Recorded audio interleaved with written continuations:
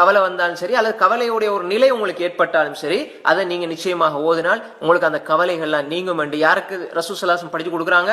அஸ்மா பின்த் உமைஸ் ரலியல்லாஹு அன்ஹா அவங்களுக்கு ரசூல் ஸல்லல்லாஹு அலைஹி வஸல்லம் படிச்சு கொடுக்குறாங்க. அலா உஅல்லிமுகி கலிமாத்தின் தகூலீனஹுன்ன இந்தல் கர்ப், கஷ்டத்துடைய நேரத்துல நீங்க இத ஓதுங்க, உங்களோட கஷ்டம் எல்லாம் நீங்கும் என்று ரசூல் ஸல்லல்லாஹு அலைஹி வஸல்லம் படிச்சு கொடுக்குறாங்க.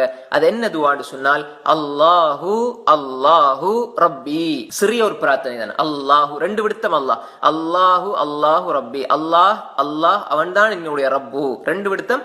அல்லாஹு அல்லாஹு ரெண்டு விடுத்தம், அல்லாஹு அல்லாஹு ரப்பி என்னுடைய ரப்பு அவன்தான்.